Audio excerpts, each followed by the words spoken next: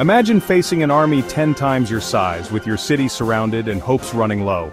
That's what the Muslims in Medina faced in the year 627 AD, during the legendary Ghazwa of the Parties, also known as the Battle of the Trench.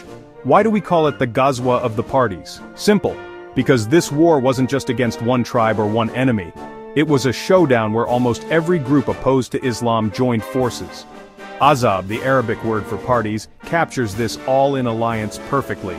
And you might hear it called the Battle of the Trench too. That's because on the advice of Salman Farsi, the Muslims dug a massive trench to protect Medina's only vulnerable side, a tactic totally new to Arabia.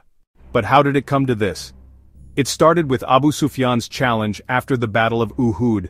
He wanted revenge, but when the chance for a direct fight at Badr slipped away, he started plotting hard. He teamed up with the Jews of Khaybar and powerful Arab tribes, building an alliance of over 10,000 warriors to crush Medina. Meanwhile, Islam was spreading fast, and that made the tribal leaders nervous. The old ways, robbery, tribal feuds, moral chaos, they were fading. If Islam kept growing, their power would crumble. So they joined the coalition. Economics played a big part too. The Quraysh and their allies tried to choke off Muslim trade routes, while the Muslims blocked theirs. Pressure was building on all sides. Inside Medina, things weren't easy either. Two Jewish tribes, Banu Nadir and Banu Kainuka, had already been expelled for betrayal. Their chiefs fanned the flames, uniting enemies for one massive attack. When the enemy army showed up, Medina was ready, with a 5-yard wide, 5-yard deep trench. Even the Prophet Muhammad, peace be upon him, joined in the digging. When a stubborn rock blocked the way, he shattered it, prophesying victories to come.